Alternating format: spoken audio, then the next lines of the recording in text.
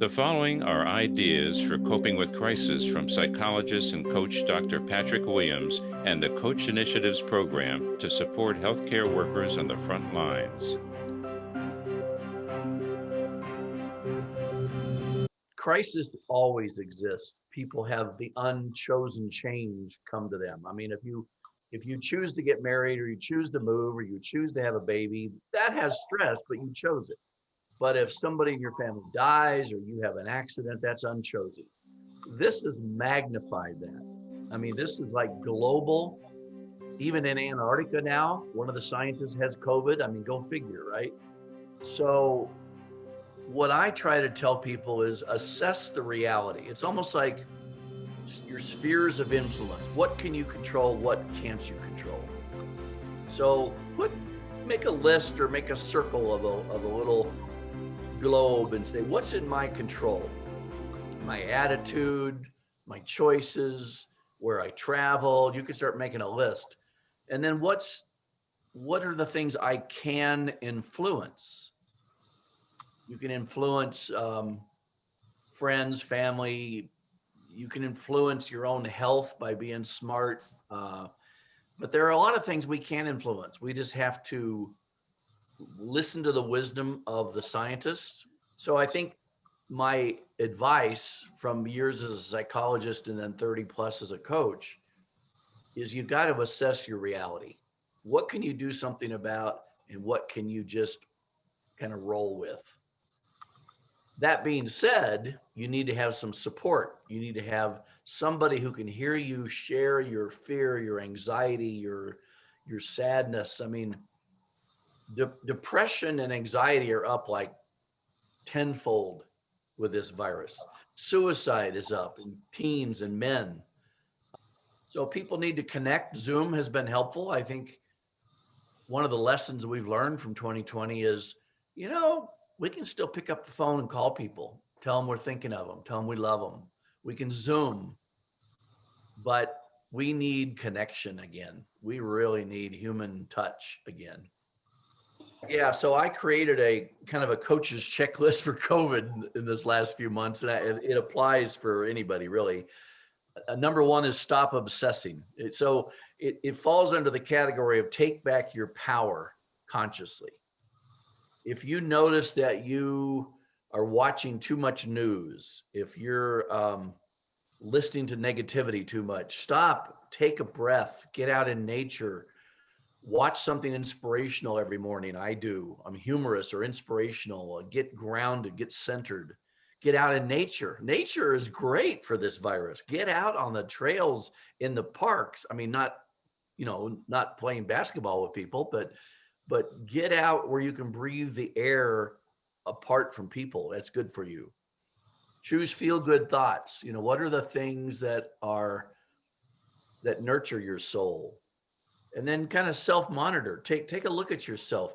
Now you can self-monitor, but it's always good to have some partners in this, like your coach or a therapist or your best friend or somebody that you can say, like yesterday, I found myself feeling depressed.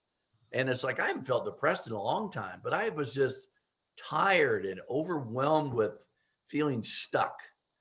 It's end of the year, can't see all my family. I just live here with my dog. It's like, great, I have a great life, but yesterday didn't feel so good. So I kind of self-assessed myself, and then I shared that with a couple of trusted friends, coaches, of course. There's a word being used a lot today called emotional agility. We coaches teach a lot about emotional intelligence. Well, you can have emotional intelligence, understand that all emotions are good. Some just don't feel good. But do you understand the agility that when one gets expressed, you can then shift to the other one? It's energy. Emotion is energy in motion. And if you stuff it, it will fester. It will metastasize, would be an analogy to use.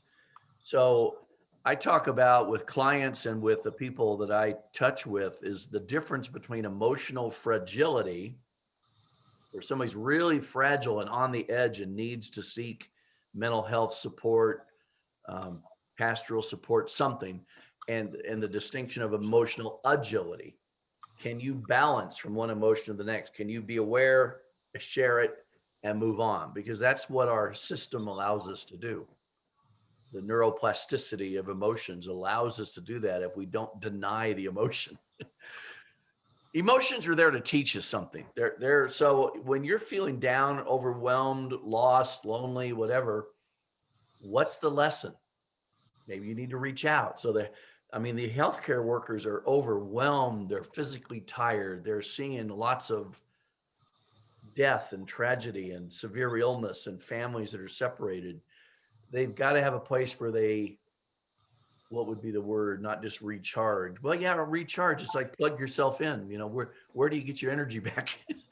Some outlet. Physical. I kind of touched on this, but I would urge everybody to have kind of a morning centering routine. What do you do to center yourself spiritually? Music, reading, walking, praying. How do you start your day? Because that's kind of where you plug in. It's kind of like your battery's low, plug in first thing in the morning. And then at night, what do you do to erase?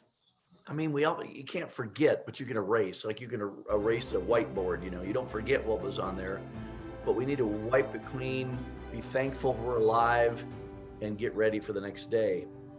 There's an old adage, and it's overused sometimes, but put on your own oxygen mask first. Before you help other people, you need to have that. And there's a quote by a Buddhist nun named Pema Chodron, who says this: in trying to help others, we might come to realize that compassionate action involves working with ourselves as much as working with others. Please sign up for a free, completely confidential support session with a skilled coach. From all of us at the Coach Initiative, a big thanks to all of you grappling every day with this crisis on the front lines.